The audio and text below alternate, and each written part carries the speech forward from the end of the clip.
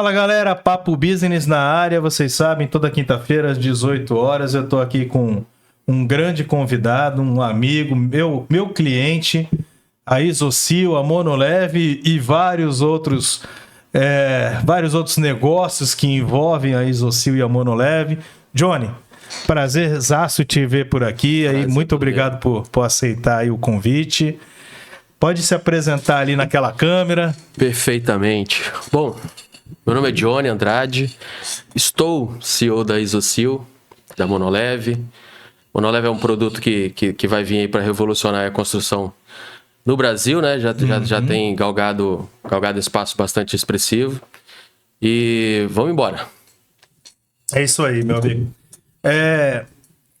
Eu gosto de dizer que o convidado é a estrela, né? Então eu gosto de ouvir, na verdade, muito mais quem é o convidado do que o que é o convidado hoje, né? Porque para ser o grande empresário que você é hoje, mesmo jovem, né? A gente estava até brincando ali nos bastidores, né? Você tem toda uma história, toda uma jornada para chegar onde chegou e, claro, né? Até por conta que a gente tem grandes expectativas, essa jornada ainda tem muito tempo ainda para frente. Mas eu queria ouvir um pouco mais a sua história, Johnny. Como é que você era mesmo desde lá de trás? Como é que te incentivaram a ser empreendedor? A sua formação, enfim, e como surgiu de fato a Isocil na sua vida, né? Perfeito. Bom, Rafael, quero começar aqui agradecendo a oportunidade de estar aqui batendo esse papo contigo. Vários empresários de sucesso passaram por aqui, fiquei bastante lisonjeado com o convite. Então, eu que agradeço. Agradeço a oportunidade da gente estar batendo esse papo. Bom, eu vou começar falando um pouquinho do meu início profissional, né? Eu comecei como estagiário na Prefeitura de Vitória, no setor de transporte. Isso tem alguns anos já, né? Então, desde o processo seletivo que eu fiz, eu vou contar um pouquinho aqui do processo seletivo. Na época, quando você tinha um curso de digitação, você já se destacava. Então, fui fazer o processo seletivo como estagiário na Prefeitura de Vitória. E aí fiz uma digitação, enfim, a dinâmica era fazer uma digitação e tudo mais. E eu digitei lá e tinha cinco colegas lá para competir com a vaga. E na digitação quem fosse mais rápido ficaria com a vaga. Aí o entrevistador deu um jornal e falou assim, você tem que reproduzir igualzinho tá no jornal aqui. Aí eu comecei a digitar e tudo mais e tal. Aí eu vi que eu tava demorando mais porque eu era o último. Então eu tive mais ou menos assim a noção de tempo que os colegas tinham feito, né? Mas enfim. Aí quando eu acabei, já não tava mais com expectativa ali de conseguir a vaga, porque eu fiquei ali em terceiro, alguma coisa assim, só passa um. E justamente eu fiquei em terceiro. Só que quando eles pegaram e me chamaram, falaram assim, Johnny, você foi o único que até paginou igual. Então você é um cara detalhista.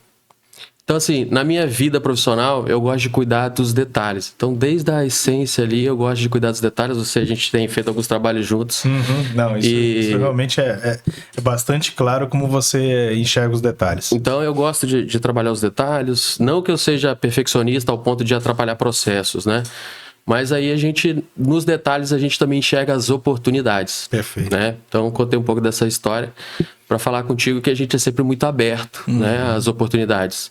Então, eu estou no mercado, estou na Isocil, tenho outros negócios também. E sempre quando tem uma oportunidade de fazer bons negócios, construir relacionamentos, a gente está bem ativo. Mas, depois eu quero realmente conhecer você mais. Depois desse estágio, como é que surgiu a Isocil de fato? Ou até antes disso, deve ter passado outras coisas na sua vida. Sim. Bom, fiz o estágio na Prefeitura de Vitória, fiquei 2 anos aproximadamente. Lá eu tive um diretor chamado Wilson Ataídes. Lá na Prefeitura? Lá na Prefeitura de Vitória, que me ensinou o pouco de organização que eu tenho, que eu não me considero uma pessoa organizada. E isso conflita muito com detalhes, né?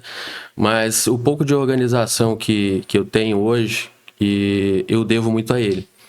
Então, trabalhei 2 anos na Prefeitura de Vitória, aprendi a ser organizado. 2 anos como estagiário? Como estagiário. Tá. Como estagiário. Depois eu passei como cargo comissionado 1 ano, aí depois não podia ficar mais. Encerrou minha passagem pela prefeitura. E aí, como eu trabalhava no departamento de transporte, eu fui contratado por uma empresa que fazia manutenção nos veículos da prefeitura. Uma empresa de Vila Velha. Fui para lá, fiquei... Você morava em Vitória nessa época? Morava em Vitória. Fui para lá, fiquei 1 semana e, bom, já que é papo business, eu vou contar aqui um pouquinho dessa história. Não me orgulho do final, mas a história a gente tem que contar, né? Então fui trabalhar nessa empresa. Essa empresa, ela fazia manutenção nos veículos de Vitória. E quando eu fui trabalhar nessa empresa, eu fui pro departamento de peças e tudo mais e tal. Não entendia pouco de peça, mas eu era, como eu te falei, eu era organizado, olhava detalhes ali e tudo mais. E o pessoal tinha gostado já, né, da experiência comigo como mediador lá na prefeitura de Vitória. E aí, no meu primeiro dia de trabalho, eu tava lá separando peça e tudo mais. Chegou o filho do dono da empresa e falou assim: o que o senhor tá fazendo aqui? Mais um zero à esquerda pra gente sustentar aqui e tudo mais. E foi assim, bastante agressivo, né? Mas aí fiquei quietinho, deixei tocado e vi que era o comportamento dele com vários ali, né? Entendi. Já era padrão dele. Já era padrão. Só que algumas coisas aconteceram lá que, assim, eu não podia deixar passar. Eu sempre fui muito cuidadoso, muito responsável nas coisas que eu faço. Então eu vi que o pessoal não trocava o kit parafuso e falava que trocava e tudo mais e tal. E eu cuidava muito da frota de Vitória, né? Aí foi no primeiro dia, eu fui vendo algumas coisas de errado, foi pro segundo dia e tudo mais. Até que chegou um fatídico dia lá, que eu tava almoçando, e aí passou um carro, eu conheci os carros tudo por placa, né? Passou uma Hilux com a placa tal, eu falei assim, conheço esse carro. Aí depois deu um cavalinho de pau. Aí quando eu vi, era o dono da empresa, o filho do dono da empresa. Mas eu não sei o que aconteceu comigo. Quando eu cheguei no retorno do almoço, ele tava. Ali eu perdi minha razão. Ali eu fui agredir fisicamente, enfim. Jovem, né? Ser moleque ali.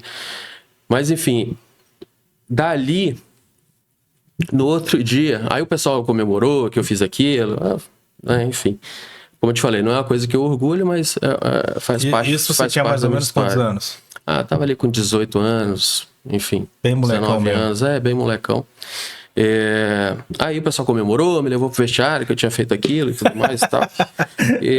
Enfim, aí me levaram até no ponto de ônibus e dali eu nem voltou mais. Voltei no outro dia. Voltou? Voltei. Mas cheguei lá, meu cartão não tava mais. Pra eu poder bater o cartão. Aí o dono da empresa me chamou, falou assim, Johnny, que é o pai dele. Que é o pai dele. Você tem um histórico de ser bom profissional e tudo mais e tal. Pegou aquele período meu de estagiário ali e tudo, mas ele é meu filho. Com todos os erros que tem, características que tem e tudo mais, ele é meu filho, eu não posso deixar de... apoiar meu filho. Então, mesmo no erro. Mesmo no erro. E ele era molecão também, filho dele? Era molecão também. Era molecão. Acho que eu tinha uns 2 anos, talvez mais velho do que eu. E saí da prefeitura, dessa empresa. Quando eu tava no ponto de ônibus, meu pai me ligou e falou assim, Johnny, você quer trabalhar com seu tio? Eu falei, pai, quero.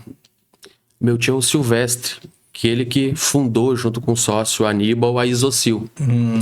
Então, ali no ponto de ônibus, meu pai me ligou... Você tinha 18 anos quando começou lá na Isocil. Quando eu comecei lá na Isocil. E no ponto de ônibus ali, meu pai me ligou. Até hoje, meu pai não sabe por que eu aceitei tão rápido, Tão rápido.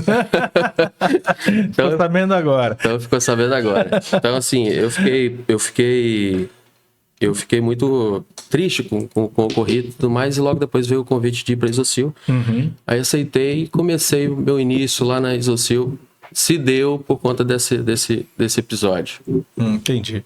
Mas assim, isso não quer dizer que você não iria recebeu o convite do seu tio através do seu pai ou através dele próprio, e você também poderia simplesmente pedir eles a dispensa lá e ir para a Isosil também, Sim, né? Se a proposta fosse boa, né? Sim, sem sombra de dúvida. Quando a coisa tem que acontecer, vai acontecer, né? Exatamente. Você só acelerou o processo. Exatamente.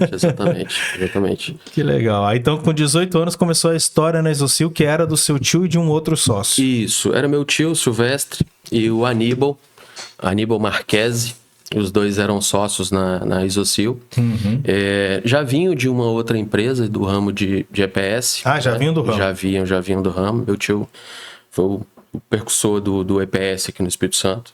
Ah, legal. E eles montaram essa empresa, a Isosil, tinha acabado de ser montada, e me chamaram para compor o time. O nome Isosil tem alguma coisa a ver com eles? Não. Tem. Iso de isopor, Sil de Silvestre. Só que para não ficar Isosil, né? Aí ficou Isosil. Ah, legal. Então vem daí do Silvestre, um grande guerreiro aí. E você tem contato com eles ainda? Tem contato com eles ainda. Com o meu tio, principalmente, né?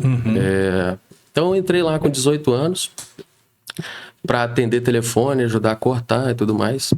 Aí a gente está falando de uma empresa de 150 metros quadrados, num galpão alugado, ali perto do Perim de Itapuã, enfim. Uma estrutura bem... Quantos funcionários, mais ou menos? Tínhamos 4. 4? Bem pequenininho ainda. Bem embrionária mesmo. Bem embrionária. Tínhamos 4 pessoas trabalhando, então eu cortava, eu moía material. Faz tudo. Fazia de tudo um pouco ali. Então, mas desde quando eu entrei na Isosil, eu via que era possível fazer coisas diferentes do que estavam sendo feitas, né? O foco já era laje ou ainda nem era laje? A laje estava começando. Eu tô falando de uma empresa de um faturamento de 15 mil por mês, 17 mil por mês, alguma coisa nesse sentido. Então era só para pagar as contas mesmo, cada um tirar um pouquinho ali, né? E aí era uma empresa bem pequenininha. Bem pequenininha. Eles ficaram sócios 5 anos. Aí nesse período eu fiz radiologia. Nossa Senhora, tudo a ver. Eu fiz radiologia durante esse período. E quando eu concluí a radiologia, depois tem uma passagem legal, quando eu fiz o curso de radiologia. Quando eu concluí o curso de radiologia, o meu tio mais o sócio resolveram se separar. E aí meu tio abriu o Silvestre Isopor, que existe até hoje. E o Aníbal ficou sozinho na empresa como sócio, né? Aí ele perguntou se eu queria continuar e tudo mais e tal. Ah, então na verdade quem saiu da Isosil foi o seu tio. Foi o meu tio. Você ficou com o sócio dele. Não, na verdade eu fiquei como funcionário. Não, sim, mas você continuou na Isosil, mas na verdade o dono ficou o sócio dele, não o seu tio. Exatamente. Aí... Você não quis acompanhar o seu tio na outra empresa. Ele não me convidou. Não convidou? Não, porque o meu tio, dentro do projeto que ele tinha, ele queria trabalhar com a família dele, com a mulher, com a esposa.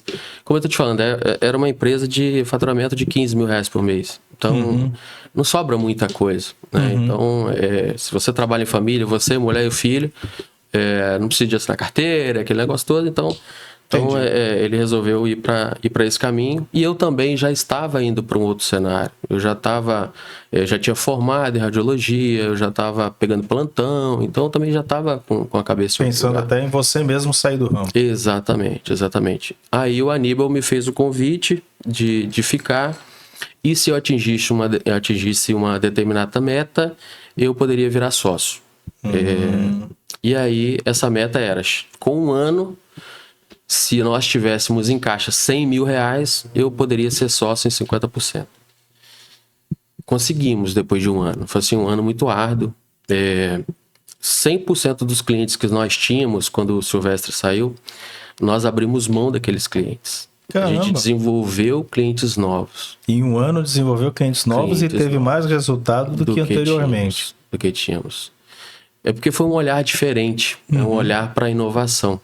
O que a gente consegue fazer de diferente do que já tem feito?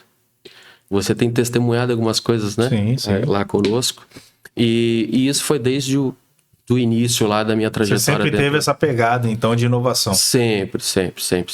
Ou é um mercado novo, é um produto que pode mudar a característica, e aí sim você tem uma vantagem competitiva. Agrega valor, porque só você tem, né? Exatamente. Então a gente começou a desenvolver esses mercados e tudo mais. Passado ali um ano, a gente conseguiu atingir o objetivo e eu virei sócio da Isocil. Aí eu tô falando de 15 anos atrás. Uhum. Você ficou com 50% da sociedade com o Aníbal. Eu fiquei com 50% da sociedade com o Aníbal. E nessa época já tínhamos quantos colaboradores lá? Os 5 mais também. ou menos. Ou seja, já estava numa evolução, numa crescente, mas ainda assim, em termos de fisicamente, a empresa ainda não estava tão grande ainda. Não tinha muita mudança física, né? Uhum. Foi só realmente de resultado, de buscar... Que é o mais importante, né? Se você for ver, né? Exatamente. E a gente conseguiu entregar um resultado no final do ano, virei sócio da Isocil. Uhum. E depois de uns 30 dias mais ou menos que eu entrei no quadro societário, a Isocil pegou fogo. Foi puxado.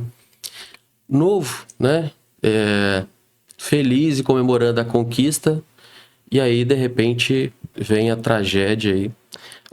Tragédia não, né? No momento mas hoje, já há alguns anos, a gente entende que aquilo foi muito bom para... Veio a ajudar, né? Exatamente. A mudar de postura, comportamento, Exatamente. às vezes. Eu tinha chegado num patamar ali em um ano e falei assim, caramba, realizei muito. Eu estava satisfeito.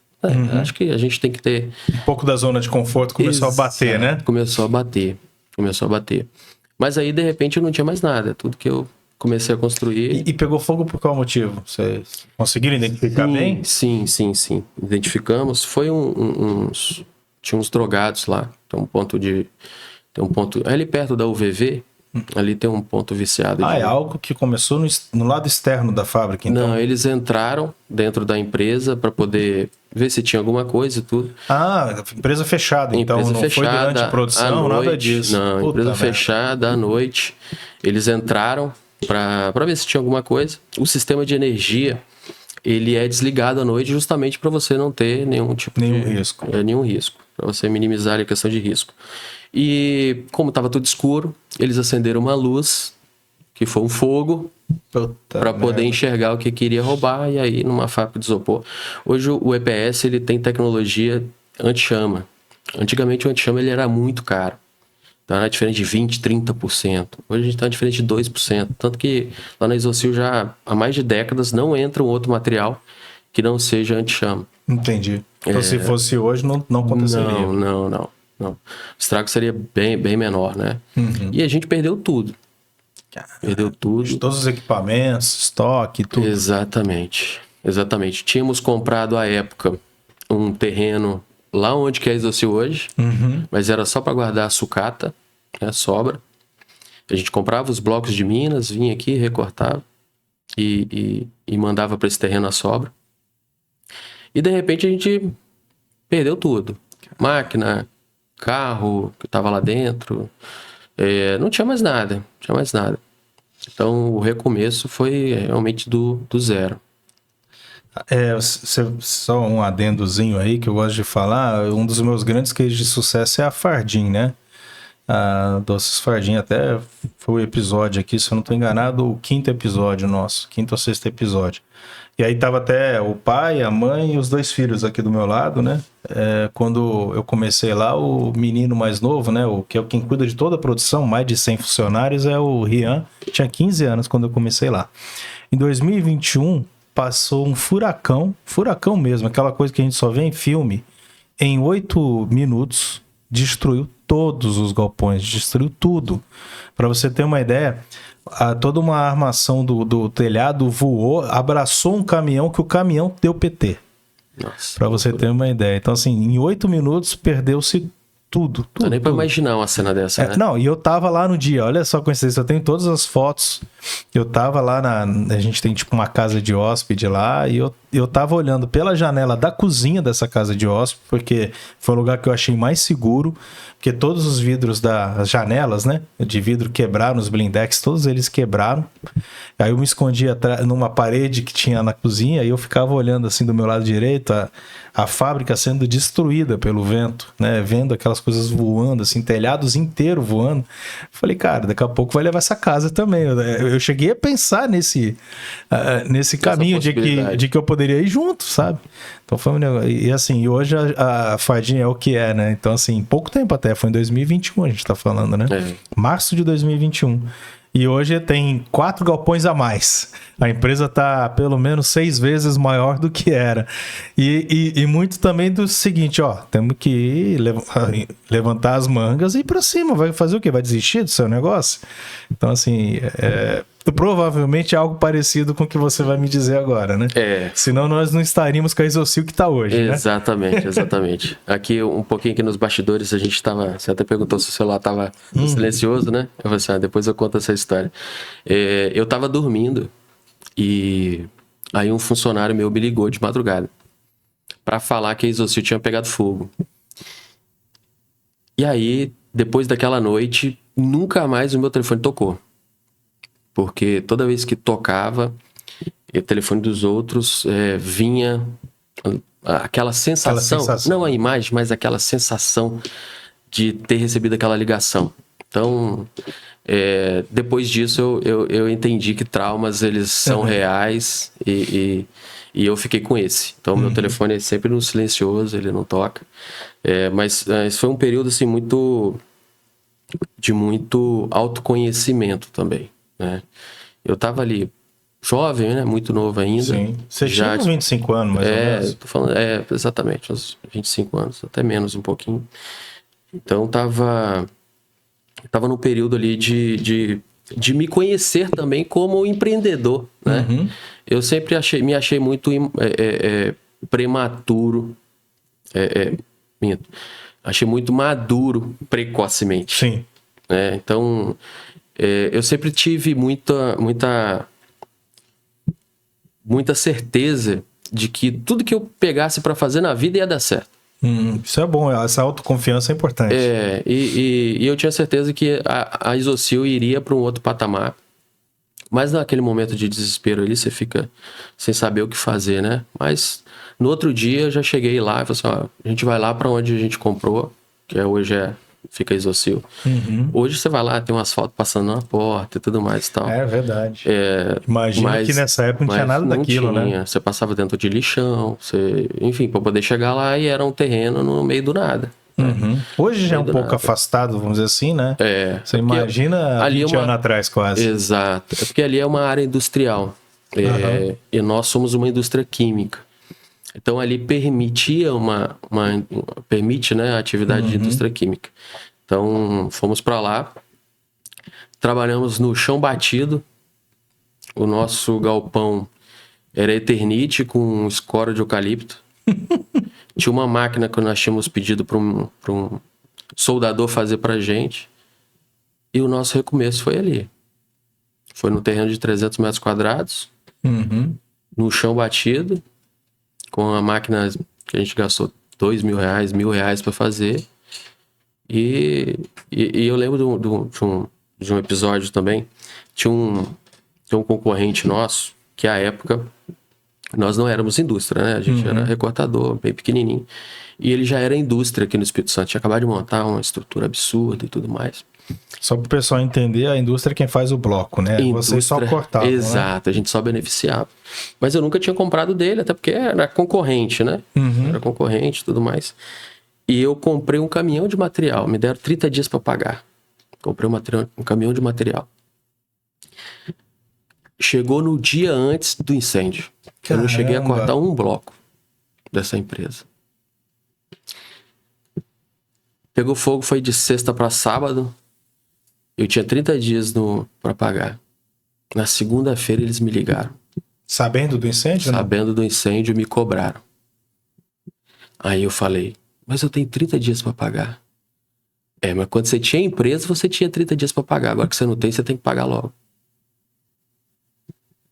Aquilo ali foi hoje a gente teve a oportunidade de ajudar até concorrentes em cenários parecidos. Uhum.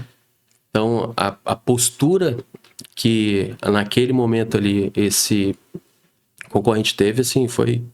É como se parecia que você já estava no chão e ele botou o pé em cima, né? Exatamente. Foi... Terminar de matar. Exatamente. Até porque eu poderia ser um grande cliente dele, né? Poderia ser um grande cliente na dele. verdade, esse caminhão era o início de uma possibilidade assim, né? Exatamente. Mas essa foi a tratativa que eles tiveram. Eu falei, não, então, se eu já tô devendo, eu vou pagar. E aí, paguei. Hoje, pagou ali na hora da cobrança, não esperou os 30 dias. Não. Pagamos. Nunca mais compramos com eles, né? Por motivos óbvios, né?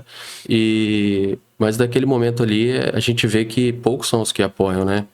Então, nos momentos assim de dificuldade e tudo mais, poucos são que realmente comparecem, né? A gente vê muito discurso vazio e tudo mais, mas na hora da prática ali, são poucos. É verdade. E aí, como é que nós crescemos, então? Como é que fomos lá pro chão batido? E como é que você viu as viradas de chaves aí? Como é que foi vindo a evolução da Isosil para o que ela é hoje, né?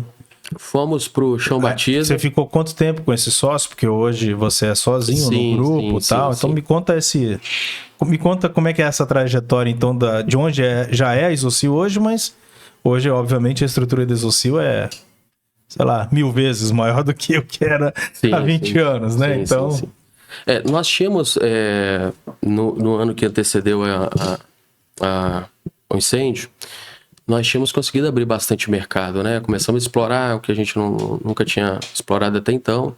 E mesmo depois do incêndio, a gente continuou nessa pegada de crescimento e tudo mais. A empresa foi crescendo numa velocidade razoável. Os clientes entenderam o problema de vocês e, por exemplo, deram um tempo para vocês entregarem os pedidos, sabendo que perdeu matéria-prima, perdeu equipamento? Como é que foi esse relacionamento com o cliente? Porque isso eu vi que houve muito essa parceria entre principalmente cliente e Fardim, né? Assim como eu também vejo que a Fardim faz com os clientes dele. Até porque eu tenho, até semana que vem eu vou estar em São Paulo, o meu cliente lá em São Paulo é cliente da Fardim, né? Porque meu cliente é uma marca de doce, mas a parte de banana a Fardim faz aqui na marca deles lá, né? Então vende no Brasil todo, mas na marca do meu cliente, que é a Vica Doces, lá em São Paulo. E aí houve muito tem muito essa questão de parceria mesmo. Por exemplo, eles deram esse tempo, né, de entregas e não deixou de ajudar até aporte financeiro, né, quando se a Fardim precisasse. E o que eu falo assim, que hoje tem a contrapartida. A Vica passou por um problema lá, até meio que familiar, há um tempo atrás, e eles tiveram um problema financeiro, e aí a Fardim falou, não, fica tranquilo, eu cancelo todos os boletos e depois a gente renegocia, mas não vou deixar faltar produto para vocês e tal.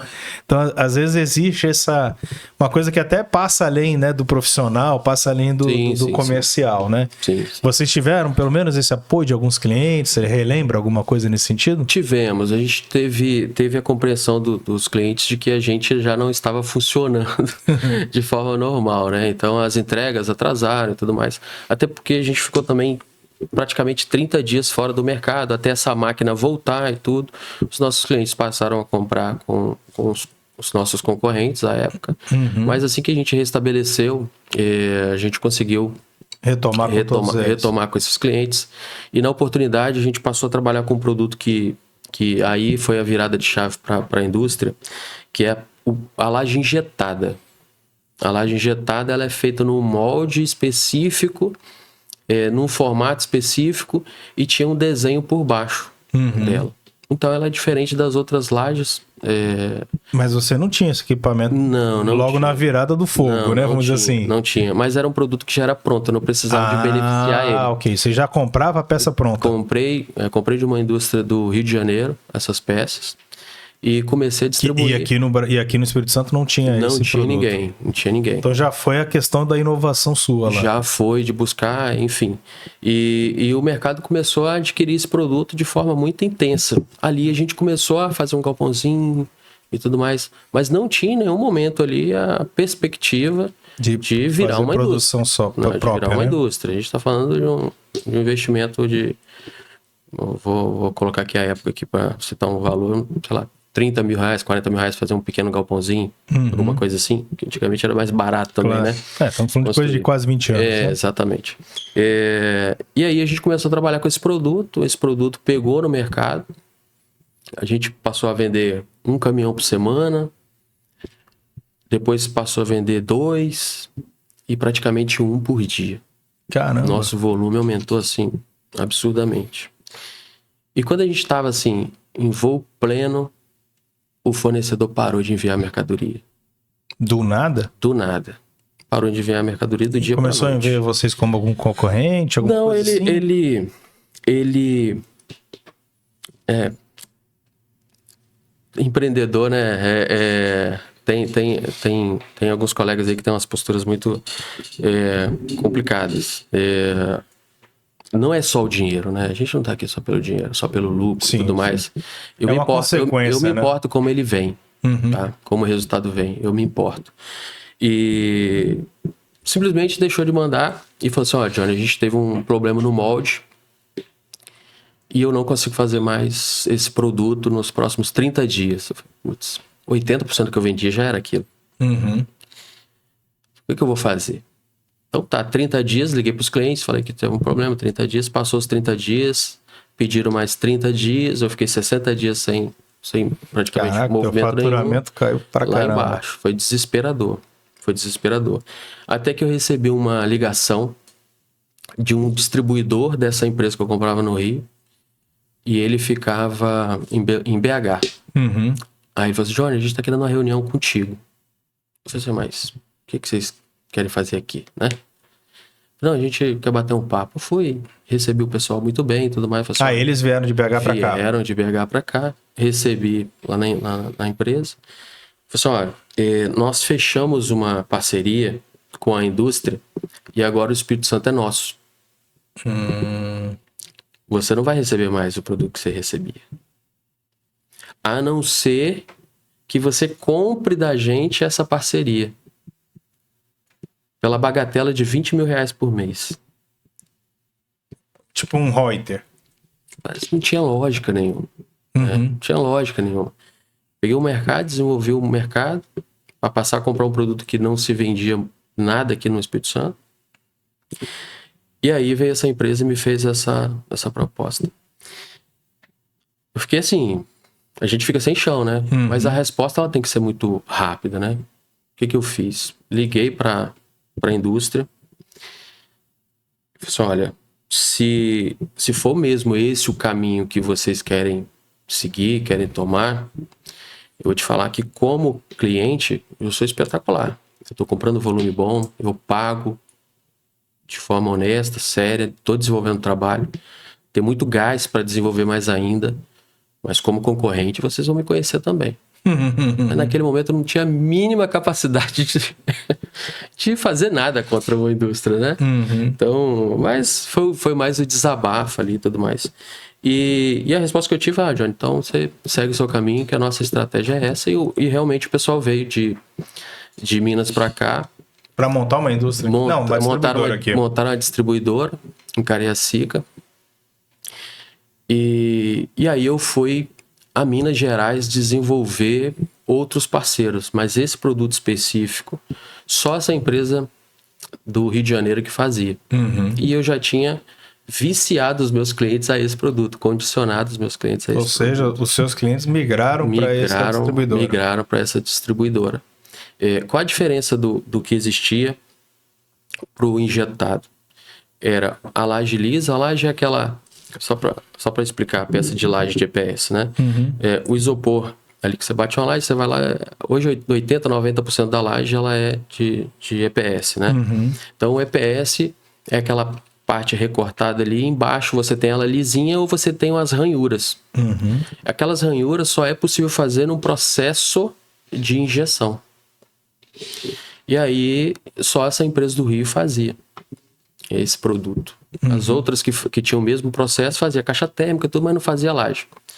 eu fui a Minas tentar convencer uma empresa que tem esse processo a fazer, mas sem sucesso. Roger, não é viável, não vale a pena. E aí eu tava no chão de fábrica lá deles e eu vi um pedaço de metal. E aí tinha um cara com maçarico perto. Cara, se você esquentar uma chapa, vir aqui no EPS e marcar ali, será que dá certo? O cara, vamos tentar. Foi lá, esquentou. Foi lá no EPS, gravou. Putz, era isso que eu tava precisando.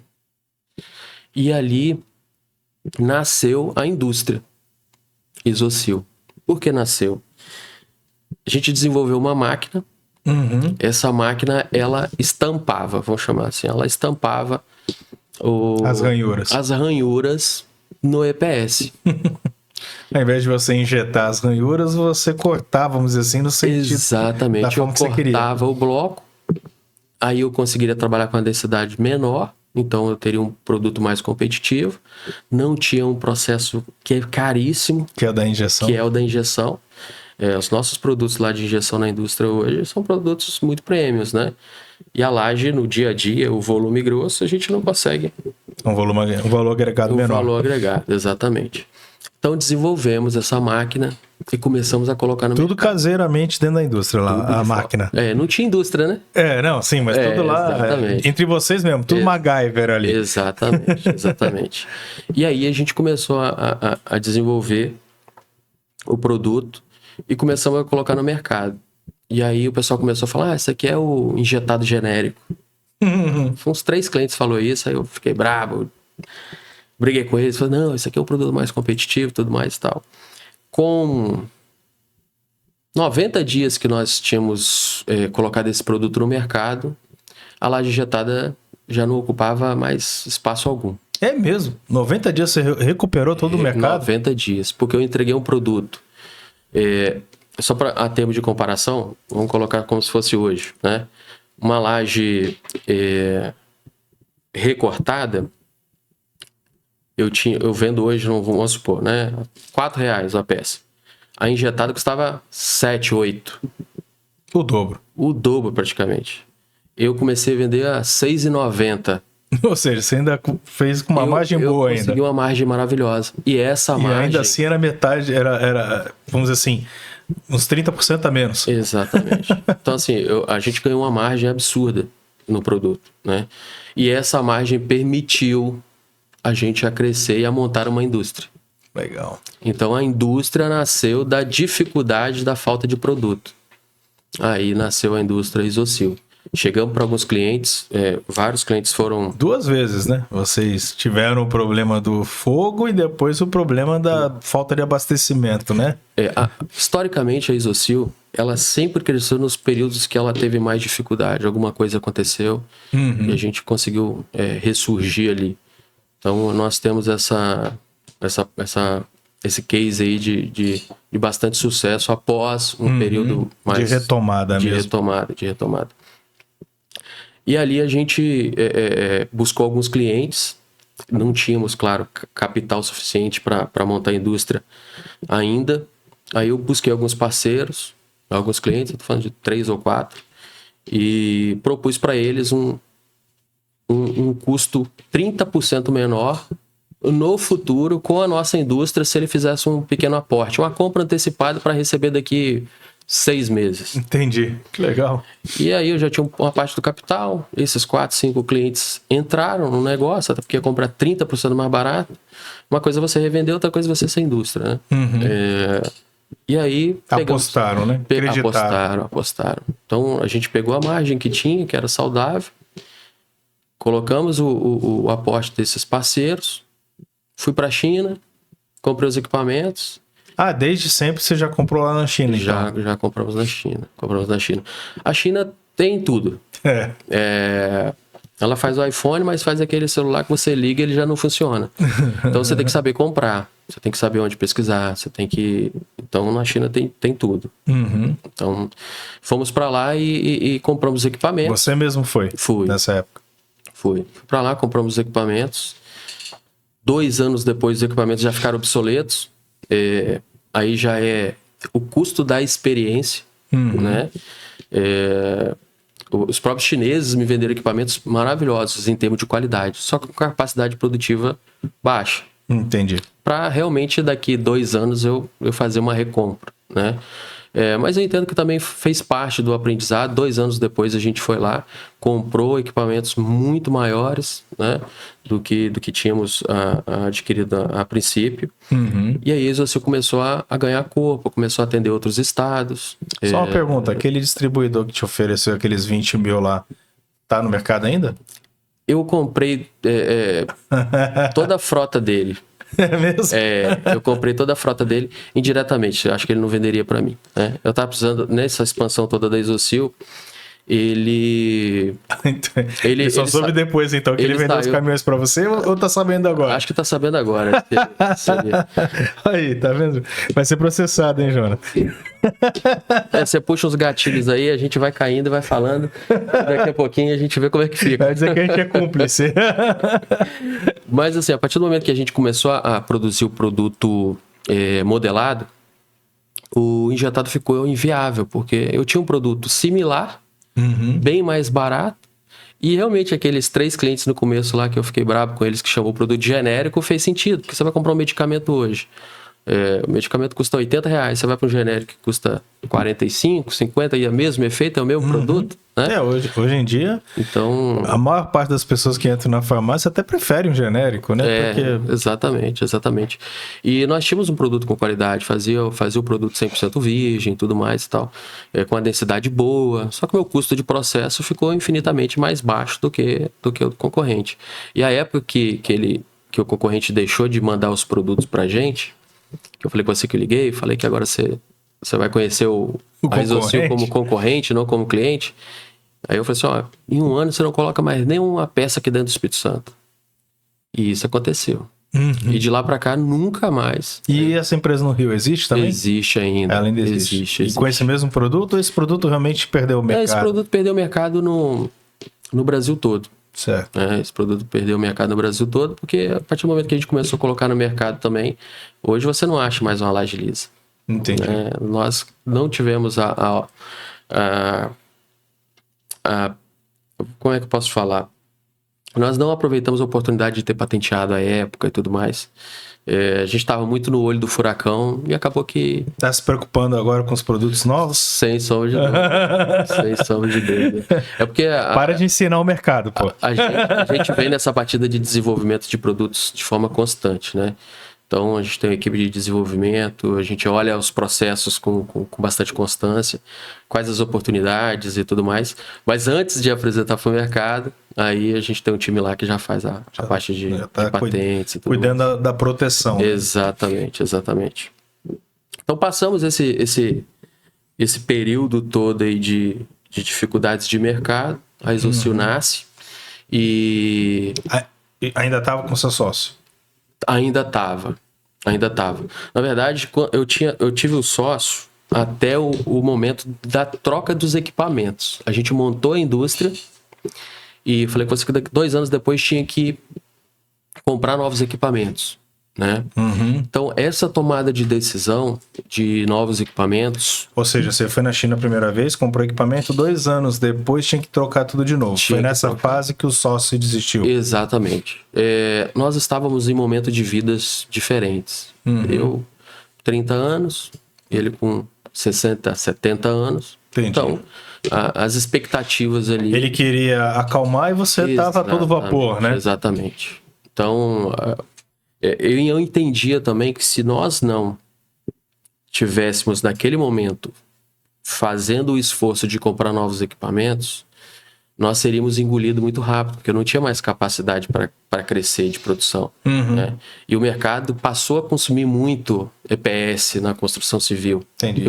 E se você não fosse por esse caminho, vai vir os concorrentes novamente. Viriam, e a partir do momento que você não está pensando em crescer, você não consegue nem se sustentar. É isso aí. Né? Então...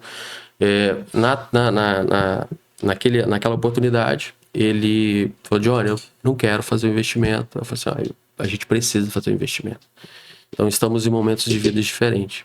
Então, chamamos uma consultoria, fez a avaliação da empresa E aí, como éramos sócios 50%, ou ele comprava a minha parte, ou eu comprava a parte dele. Mas foi assim, foi muito tranquilo. Foi muito tranquilo, porque realmente era propósitos diferentes, né? E assim a gente fez. Eu comprei os outros 50% dele e já tenho com tempo já que eu tô sozinho lá. Isso já faz uns 10 anos, já mais ou faz menos. uns 10 anos aproximadamente. Legal.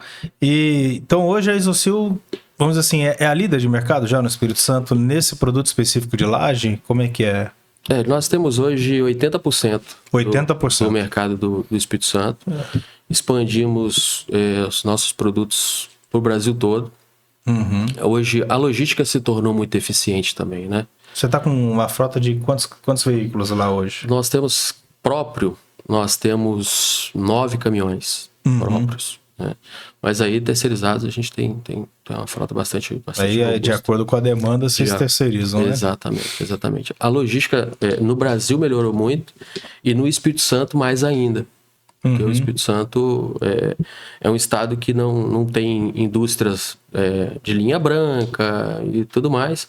E isso vem de fora. Então, para levar a mercadoria daqui para fora, ficou bem competitivo. Então, a gente consegue chegar longe com um frete de retorno, com algumas parcerias com transportadoras. Entendi. E aí a gente passou primeiro Rio de Janeiro, chegamos a montar uma base no Rio de Janeiro. Hoje a gente tem parceiros que distribuem lá. Bahia, Minas Gerais. E daí a gente começou a ofertar para outros estados. E é um caminho sem volta na construção civil, né? O EPS, né? Hoje em dia a laje é feito com EPS mesmo, né? De maneira geral. Exatamente. Acho que 90% da laje hoje ela é com EPS. Entendi. Ela é com EPS. E hoje a empresa tem quantos funcionários? Hoje nós estamos com aproximadamente 100 funcionários. Você começou com 4. A gente começou com 4 funcionários lá atrás. Sendo que você era o que cortava. Cortava, moía, vendia, fazia de tudo um pouco. É bom, né? E na verdade, aquele galpão que vocês começaram com a terra batida foi todo reformado e ainda tem um segundo galpão já e já tá pequeno, né? Exato. A gente já tá com dificuldade de espaço lá de novo. A gente deve dividir as operações. O Monoleve deve ocupar um outro espaço. A gente tá negociando com algumas prefeituras para onde a gente leva, né? É um produto que agora o EPS já não está só mais na laje, né? Sim. É um produto que você consegue construir 100% da sua casa, do seu galpão, do seu edifício, enfim, 4, 5 pavimentos, 100% com um painel monolítico lá, que é o produto Monoleve. Então, outros estados também, a gente está com projetos em outros estados. E em primeira mão você vai ficar sabendo agora em outros países também. Mas isso era um caminho natural, porque é um produto muito...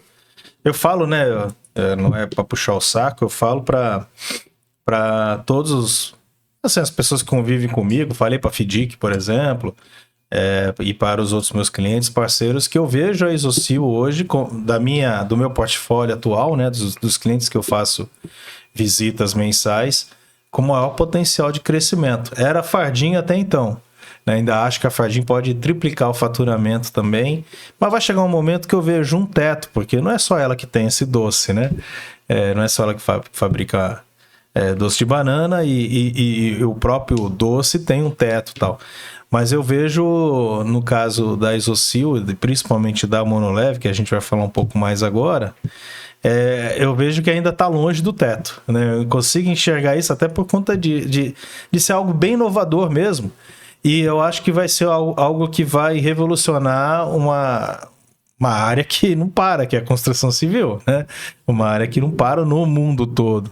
Eu fico imaginando, por exemplo, ali naquelas regiões do Oriente Médio, calor absurdo, você tem um produto que é térmico, né? Então, assim, ou seja, eu acho que o céu é o limite no caso da Monoleve, né? É um movimento que tá apenas no início, né? Então... é difícil até de prever. Eu tenho conversado com alguns parceiros de longa estrada já no mercado da construção civil. E quando eu apresento Monoleve para eles, apesar de toda a experiência que eles já têm de mercado, a gente começa a construir alguns cenários muito reais de construções, de possibilidades e tudo mais. E praticamente unânime, ao final de um papo de 1 hora de construção de ideias. Eu falei, Johnny, isso vai ficar gravado esse dia aqui, que a gente não está conseguindo nem enxergar quais são as possibilidades. Então, mas o desafio é estruturar para elas, né? Sim. É estruturar para elas. Porque às vezes, né, nem sempre a boa ideia consegue colocar em prática. Exato, né? Então, exato. Não quer dizer que a gente está com um pote de ouro que a gente vai chegar ao ouro, né? Então, eu entendo os desafios que a gente vai ter, né? Que a Isosil vai ter, que você como CEO e a sua equipe vai ter, e eu como seu consultor, a equipe vai ter para a gente chegar, né, nesse mercado de fato, porque é tão inovador que vai ter algumas barreiras que a gente vai ter que ultrapassar, né? Inclusive, a gente vai começar a pisar no calo de alguns caras grandes aí, né? Que hoje detém o mercado, né? Da forma que a construção civil é hoje, né? Então, tem vários desafios, mas eu consigo enxergar, porque só tem vantagem, né? Para todo mundo que eu falo do monoleve, só para vocês entenderem, gente, a gente está falando aqui desde sempre, né? Desde o início da conversa, de laje feita com EPS, ou seja, com isopor. Ou seja, uma laje mais leve, mas tão resistente quanto seria de alvenaria, e com todas as vantagens do isopor, né? Ou seja, o fato do peso, o fato de ser térmico, enfim. E hoje a gente está falando do monoleve, agora a gente está falando do monoleve de fazer também as paredes. Então, assim, eu vou deixar para você falar quantas vantagens tem o fato da gente trocar a alvenaria por monoleve, por isopor, por EPS. A construção em monoleve, a tecnologia chama painel monolítico, ela traz inúmeras vantagens, mas a principal delas, e aí quando você fala, a gente vai mexer com muita gente que está fazendo alvenaria e tudo mais e tal, isso é uma realidade, mas hoje não tem como o mercado não ir para tecnologias novas, tá? Então temos aí a falta de mão de obra, que está crescente. Projetos existem aos milhões. Uhum. O déficit habitacional no Brasil só cresce, 1 milhão de unidades por ano. Como que você vai construir? Tão rapidamente para atender essa demanda, colocando, né? uma lajotinha ali, a massinha, a lajotinha, a lajotinha. E aí a gente está falando também da parte climática. Meio ambiente, né? Cada dia mais calor, cada dia mais quente. Esse cara que vai morar nessa casinha aí que foi feita lajotinha por lajotinha, aquele barro assado ali. Uhum. Esse cara, qual a qualidade de vida que ele vai ter? Uhum. Né? O gasto com energia elétrica, porque aí o ar-condicionado vai passar a ser uma coisa que é quase que obrigatória, né? Exatamente. E hoje em dia a energia elétrica tá caríssima também. Caríssima. Com o painel monolítico, o monoleve, você tem 70%, até 70% de economia no ar-condicionado. A gente está falando de uma construção muito mais rápida para ser construída, muito mais segura. Inclusive, na própria construção, você tem um ganho na questão de ambiente, que é a economia de água, né? Na própria construção, Exatamente. Durante a execução da fase do levante das paredes, você não usa água, né? Você monta os painéis. Então, você não tem o uso de água. Tem um estudo, já tem um tempinho que eu vi, mas a Cezanne fez um estudo há uns anos atrás, e esse estudo apontava que de 100% da água potável da cidade de Vitória, consumida pela cidade de Vitória, 80% iria para a construção civil. Aí, para fazer parede. Para fazer parede. Então... E você não vai gastar uma gota de água para levantar as paredes, com a monoleve. Exatamente. Cara, isso tem que chegar no governo, né? Você tem que chegar nas prefeituras, você tem que chegar no governador estadual, você tem que chegar até mesmo na presidência, porque a gente está falam-se tanto da Agenda 2030, né? A parte climática, a parte do meio ambiente. Cara, você está falando de 80% do consumo de água potável de um estado na construção civil, para levantar a parede. Pô. Exatamente. mas vai acontecer, é um movimento para esse produto que tem ganhado muita força, e todo o processo quando ele é muito pujante, ele precisa de um período de maturação. Então a gente está nesse período de maturação. A gente está ensinando a construir novamente, praticamente. Uhum. Né? quebrando todos os paradigmas e tudo mais. Nós temos alguns históricos de que quem constrói com EPS não volta mais a construir com tijolinho. Eu tô falando do construtor mesmo, do pedreiro. Acredito. É muito mais fácil pra ele, pô. É muito mais. E ele vê o serviço dele rendendo. Passa o dia inteiro colocando lajota por lajota, coitado, embaixo de sol. Quando ele chega em casa, é um profissional descansado, tem consciência do que ele conseguiu produzir, né? É uma obra muito mais segura, que todas as paredes são estruturais.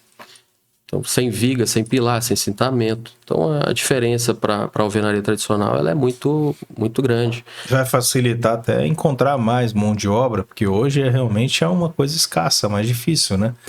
Tem até uma piadinha aí que falam que advogado e pedreiros bons já morreram. Essa eu não conhecia, mas eu concordo. Nós abrimos agora um instituto de capacitação para monoleve.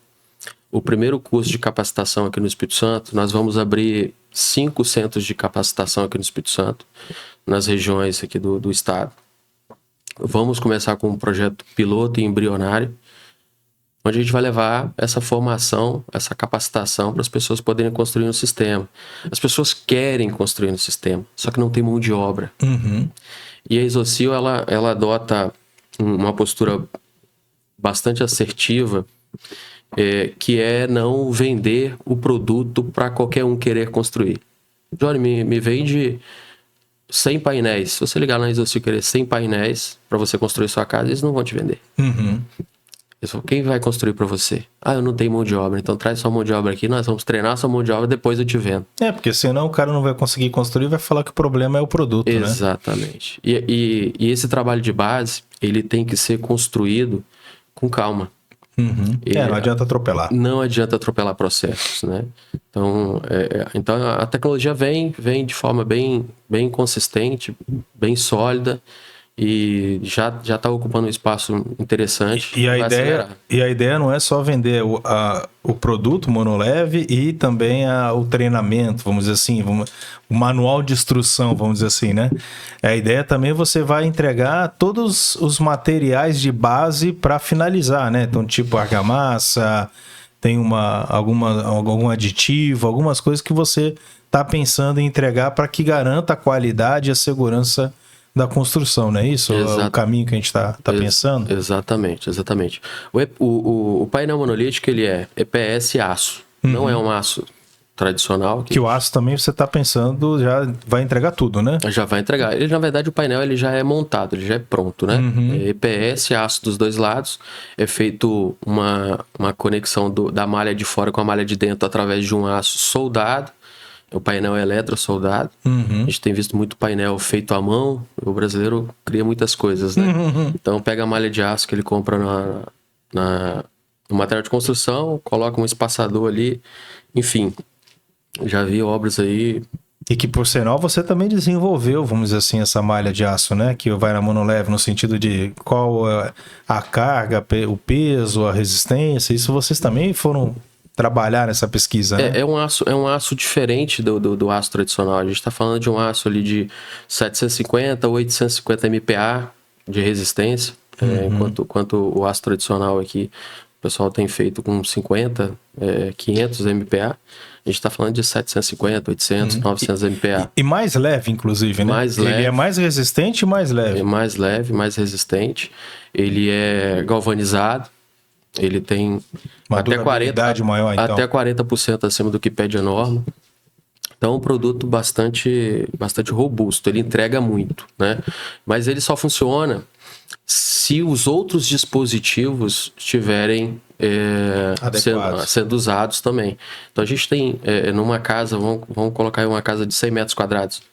Nós temos ali talvez 250 metros quadrados de parede. Mas aí você tem as peças de canto, você tem as peças de reforço, de verga contra verga. Então, todas essas peças, todos esses conjuntos têm que funcionar de forma coesa ali para ter sucesso. E aí depois você vem com a argamassa estrutural. Uhum. Essa argamassa, cada projeto, é interessante a gente falar muito sobre a responsabilidade, né, no momento de se construir. É necessário ter um cálculo estrutural. Uhum. o jeito tradicional de se construir, a gente vê cada milagre aí de casas de pé que é assim, absurdo, né? Mas também todos Que os dias... só na experiência do chefe de obra, né? Exatamente. Do mestre de obra, Exatamente. né? Então, quando a gente fala de cálculo estrutural, as pessoas já olham logo como custo. Nós tivemos um case recente de um cliente que ficou acho que foi 25 mil reais mais ou menos o projeto estrutural dele, era uma obra muito grande, tudo mais, bem complexa. E ele não quis fazer de jeito nenhum, ficou relutante, tudo mais, mas depois que ele fez o cálculo estrutural, ele economizou 70 mil reais de materiais. E ele ia fazer... E faz todo sentido, né? Faz todo sentido. Faz todo sentido. Então ele ganhou a segurança, foi mais econômico, teve todas as suas seguranças ali realmente organizadas atendidas pelo projeto estrutural e está super feliz com a experiência. Então a gente costuma, nós brasileiros temos o costume de fazer por osmose. Um fez, eu já aprendi vendo ele fazer e tudo mais. E não funciona bem assim, né? Com certeza.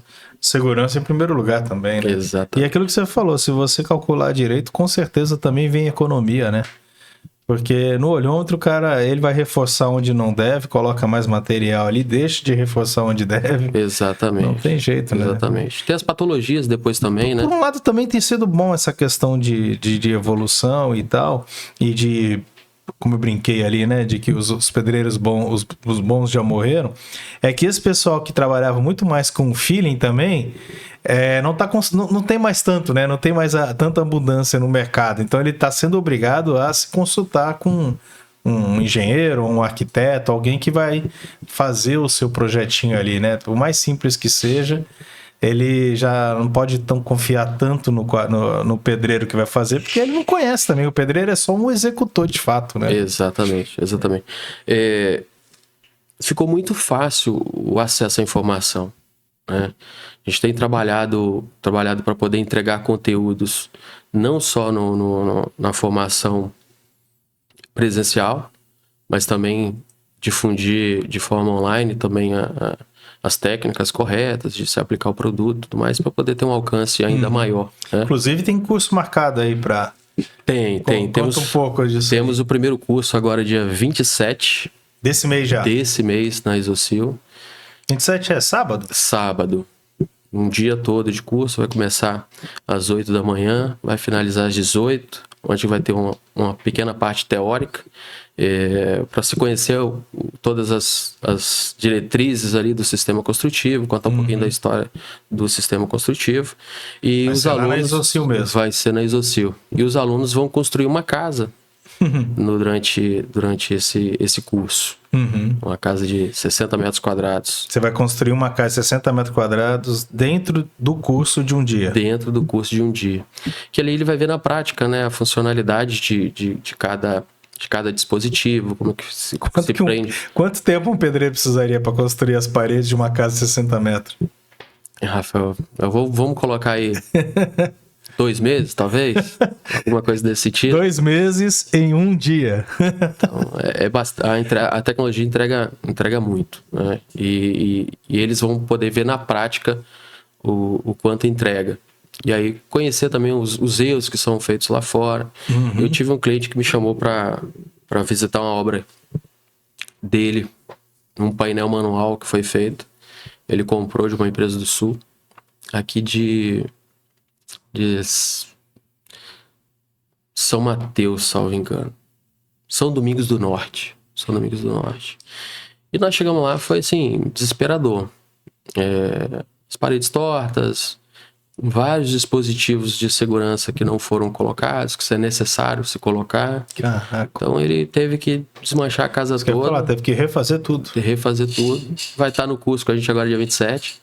Vai levar o pedreiro dele, né, a mão de obra dele.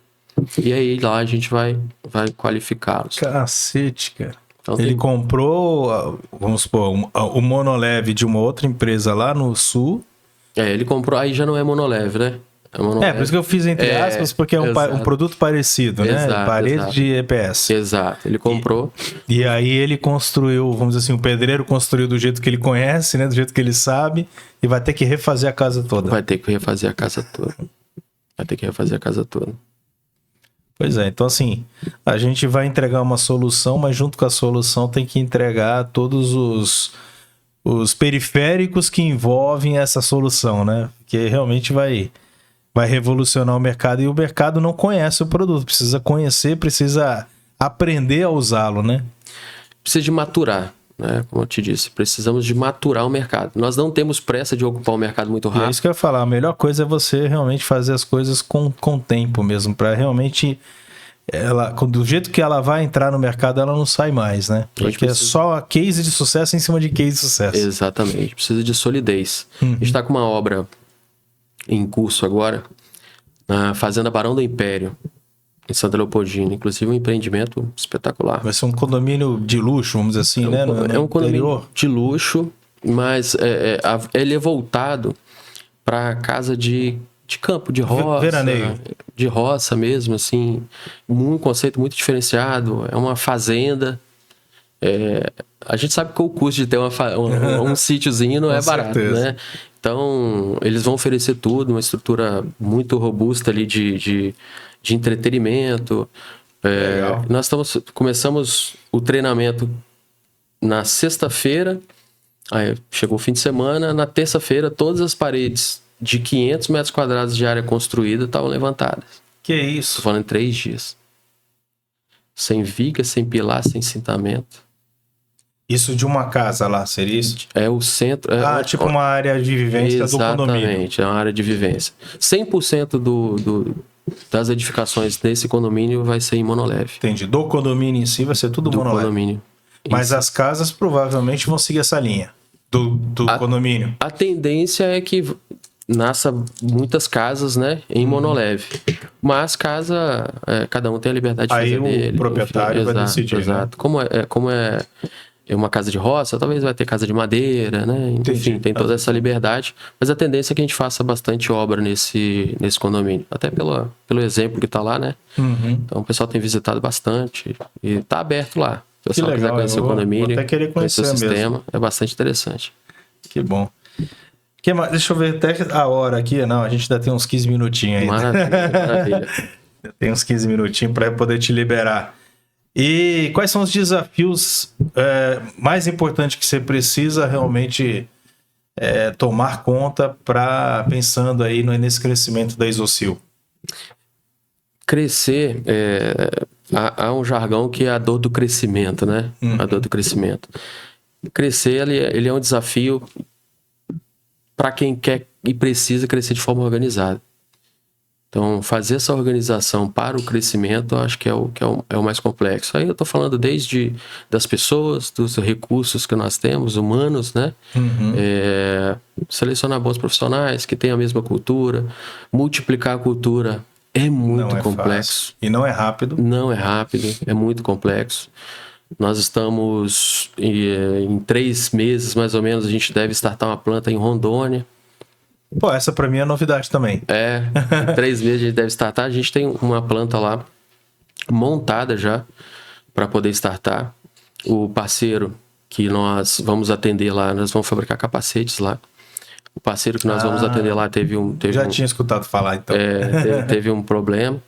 E aí a gente já era para ter feito isso ano passado. Mas vamos startar agora daqui 3. Capacete para uso especificamente? Motocicleta. E tem um outro projeto que é em off. Não pode contar aqui. Não podemos contar agora. Então tem muita coisa aí por vir, mas monoleve tende a ser, sem sombra de dúvida, onde a gente vai apostar mais energia. Né? Mais energia. E o desafio desse crescimento... E chegou a máquina agora, né? Máquina nova, específica para o monoleve. Exatamente. Né? Fizemos um investimento bastante robusto para atender o Brasil todo. A gente já despacha os produtos para a construção civil para todo o país. Rondônia, Piauí, Tocantins, Mato Grosso. Então, a gente vence esses obstáculos logísticos, como a gente já mencionou, e chega muito longe, né? É fácil chegar longe quando você tem muita entrega. E o produto entrega. Perfeito. E a gente consegue chegar bem mais longe. Então, o desafio maior é crescer de forma organizada. Esse é o maior desafio daqui para frente. A gente está falando de, talvez, um crescimento de 100% ao ano nos próximos 5 anos. Caramba. poucos CEOs difícil. de indústria podem falar algo assim, tá? É muito difícil, é muito difícil.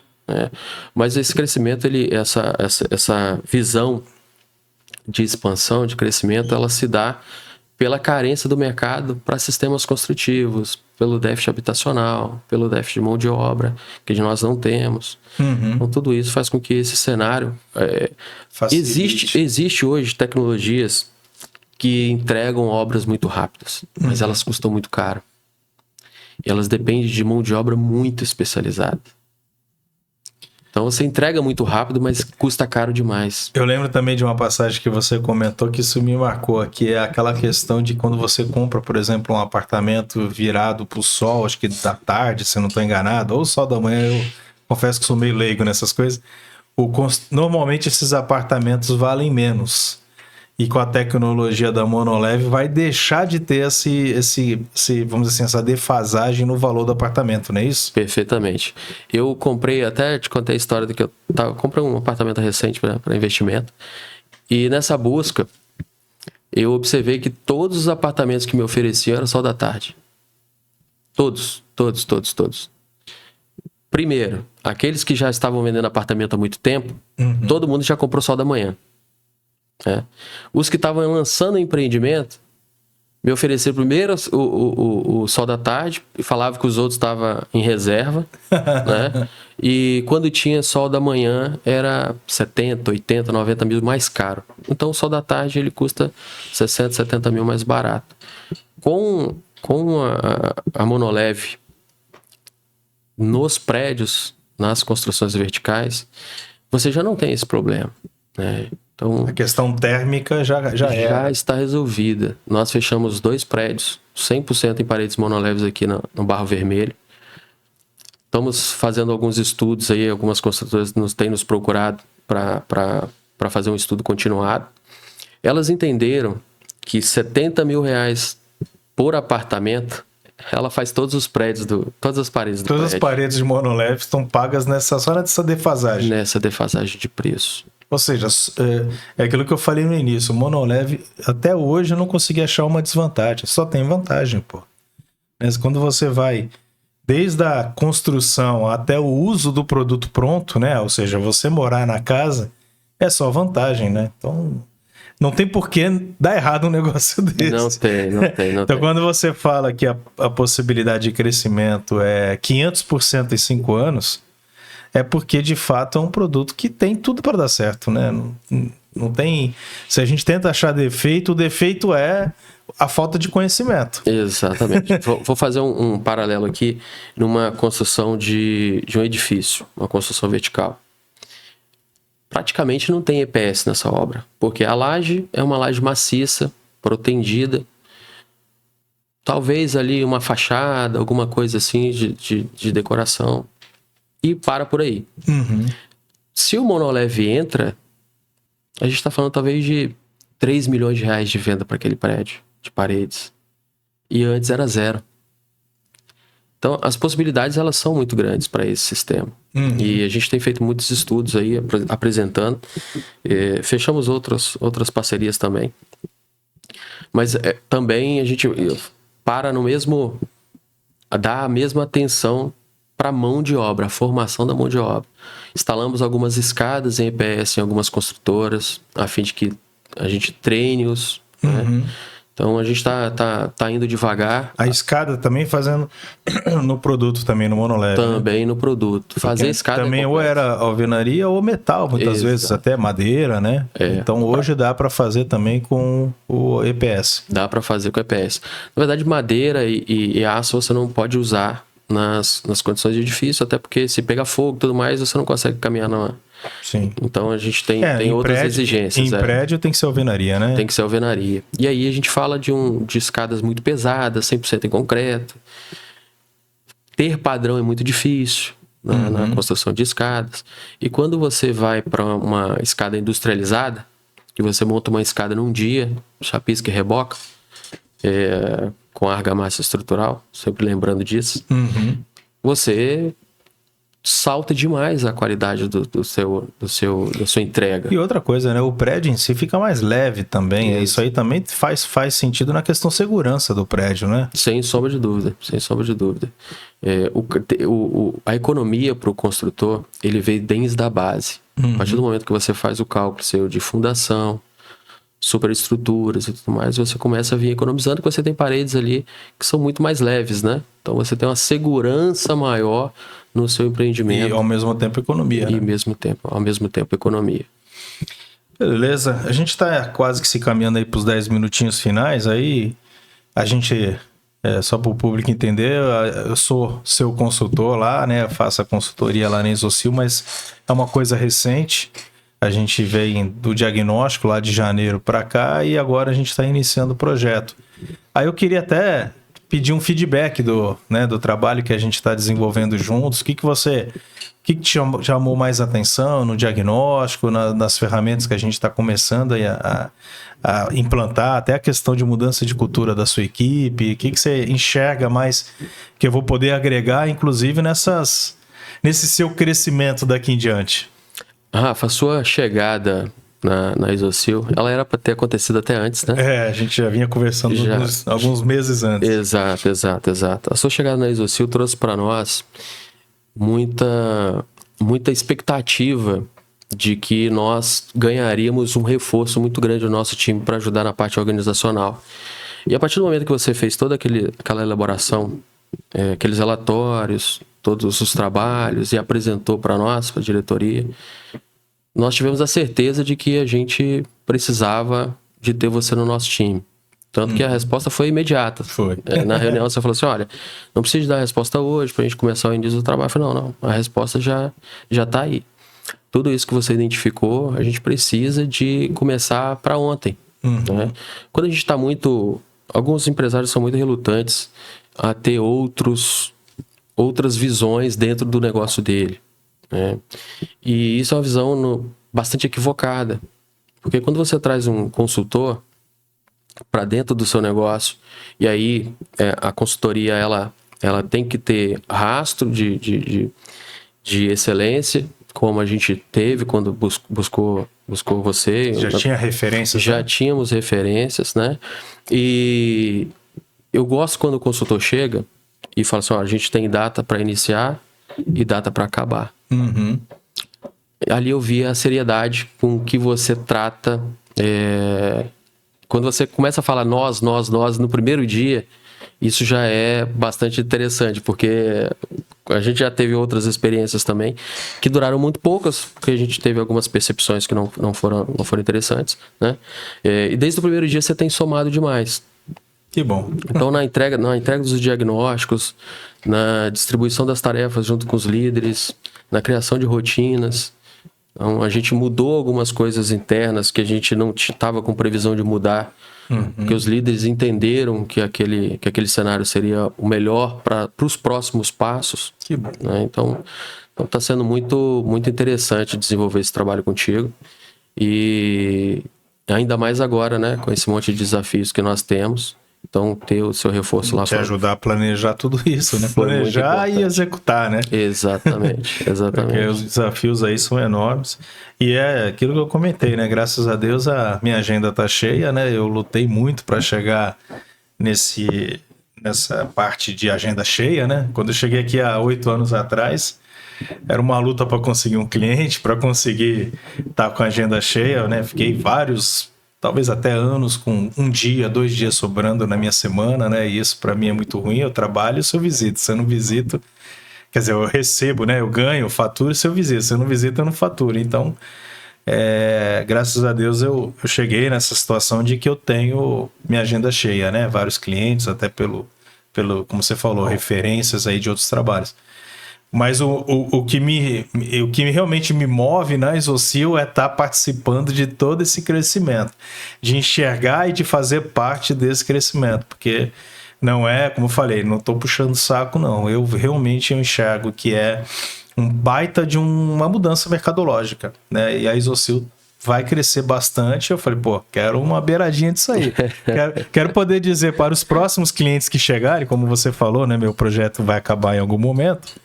pode ser daqui a 1 ano, pode ser daqui a 2 anos, vai acabar em algum momento, mas eu posso dizer, não, quando a Isocil triplicou de faturamento, eu estava lá junto com eles, né? Eu participei, eu ajudei, coloquei um quadradinho lá naquele quebra-cabeça dele lá, né? Então, como você já até conhece alguns clientes meus aí, né? O Rafael lá, meu xará da Galite, o Fabrício, inclusive o próximo episódio é com o Fabrício do Grupo Rocha, né? Do Agostinho. Fabrício é espetacular. O Agostinho é sensacional.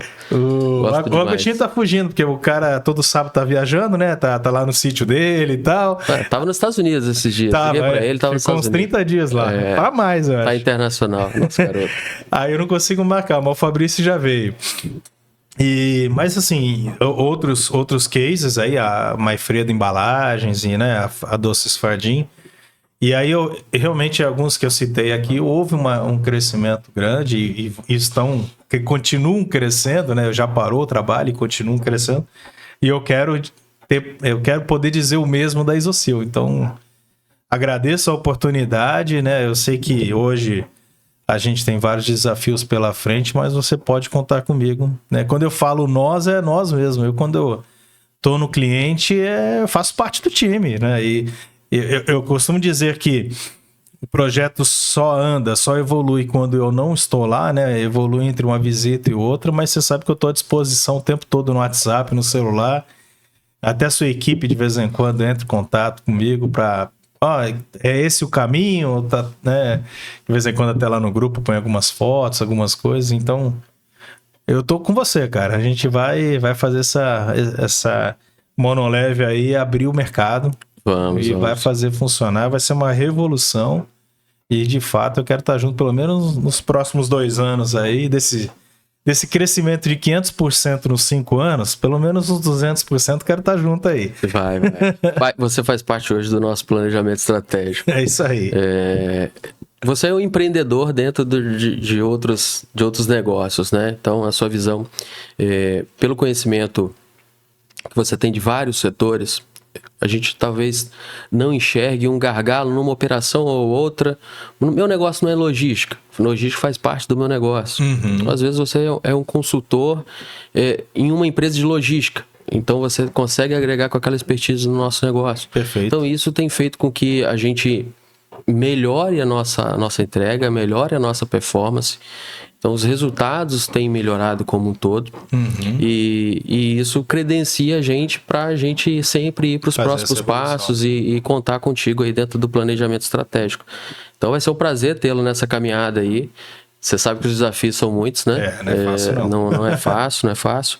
Mas tê-lo aí no time certamente é um reforço, dá um pouquinho mais de alento, sabendo que a gente tem pessoas competentes aí. O meu time é um time muito competente lá na Isocil. Você tem uma base forte lá. Tem uma base forte. Comprometidos, né? É uma equipe aí, lógico, né? Todo mundo tem a sua limitação, tem a sua necessidade de melhoria em um ponto A ou ponto B. Mas uma coisa que eu percebi desde a época do diagnóstico é que, se não todos, mas a ampla maioria da equipe é bastante comprometida com a empresa, né? Então, isso é meio caminho andado, né? Se você não tem uma equipe que veste a camisa, que se compromete realmente com a empresa, é difícil, né? E é árduo montar uma equipe, tá? A gente já tem alguns anos aí nessa montagem de equipe. Tivemos... A grande maioria, teve uma época que a gente tinha uma grande maioria que a gente queria mandar embora. Mas hoje, você olha para a nossa equipe, não tem nenhum profissional que fala, eu não preciso desse profissional. Então, isso é difícil, né? É complicado você montar. Dificílimo, né? Ainda mais hoje, né? Hoje o mais difícil realmente é você conseguir mão de obra qualificada e que tenha essa responsabilidade, esse comprometimento com a empresa, né? Eu estava até... no podcast anterior até comentei, né? Eu não tive outro emprego. Eu comecei como estagiário em 99 na consultoria. Então eu fiz toda a minha vida, eu tenho 46 anos hoje, um único emprego basicamente, né? Que é na consultoria.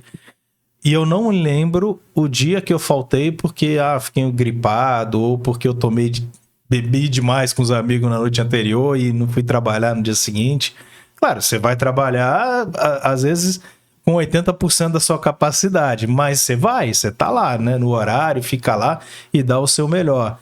E hoje em dia, essa questão de responsabilidade, de comprometimento, né, da mão de obra em si, tá cada vez mais difícil, né?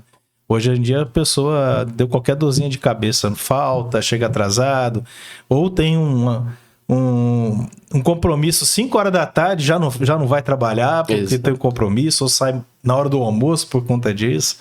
E lá eu não consigo, assim, eu vejo que não existe muito isso lá na Isocil. As pessoas realmente são bem comprometidas com o horário e tal. Isso já é, com certeza, responsabilidade sua. Você conseguiu doutrinar a sua equipe, trabalhar a cultura da sua empresa para ter esse senso de responsabilidade. Isso já salta os olhos na empresa.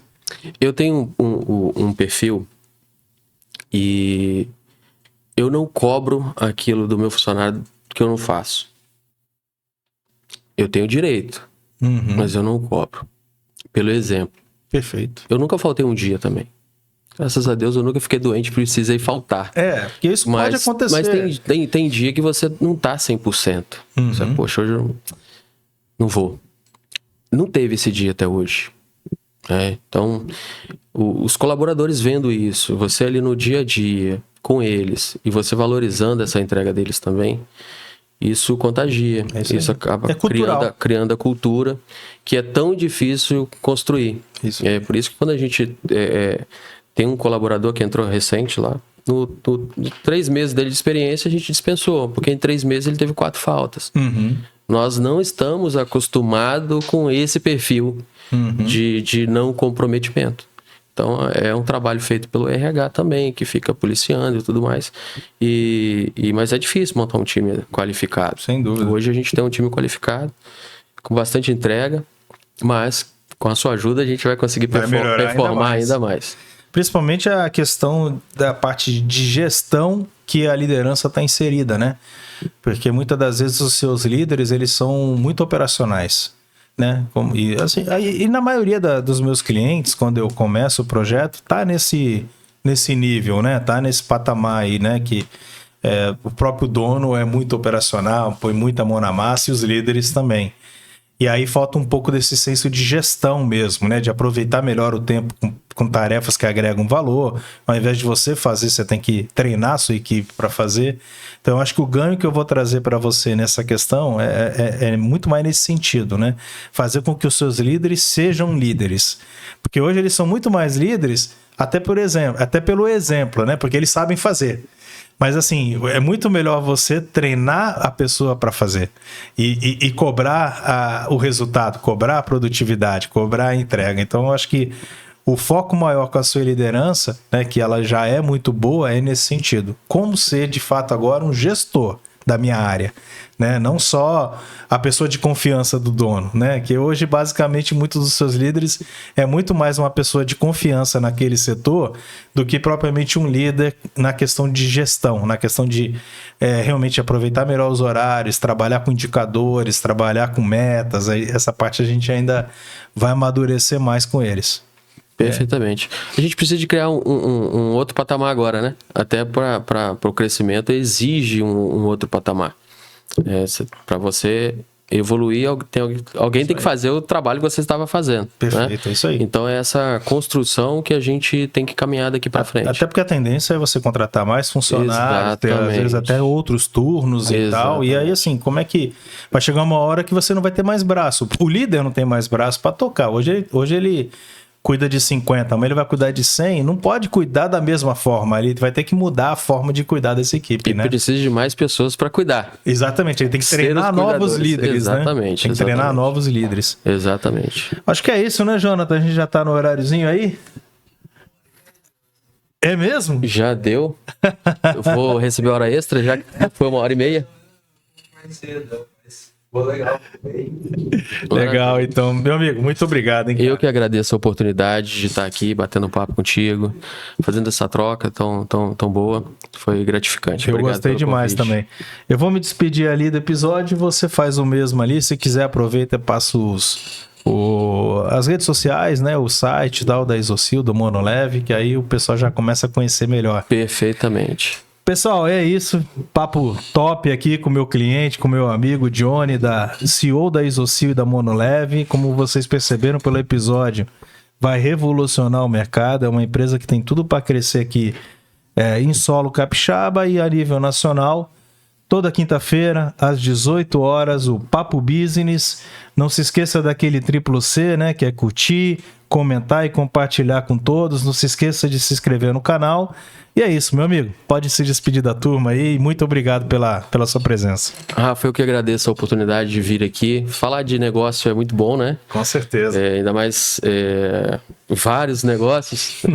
Então, como você tem muita experiência em vários setores, então essa troca é muito boa. Obrigado pela oportunidade, por estar aqui. Estou disponível para as próximas quando tiver, então pode contar comigo. Não vi antes por questões de agendas nossas mesmo. Então agradeço demais a oportunidade. Quem quiser conhecer um pouquinho mais da Monoleve, da Isocil, siga-nos nas nossas redes sociais, @IsocilEPS e @MonoleveOficial. Lá a gente vai estar entregando conteúdo para vocês de qualidade, vocês vão conseguir acompanhar as nossas obras, as nossas evoluções, enfim. Estamos disponíveis aí para o que precisarem. É isso aí. Valeu, turma.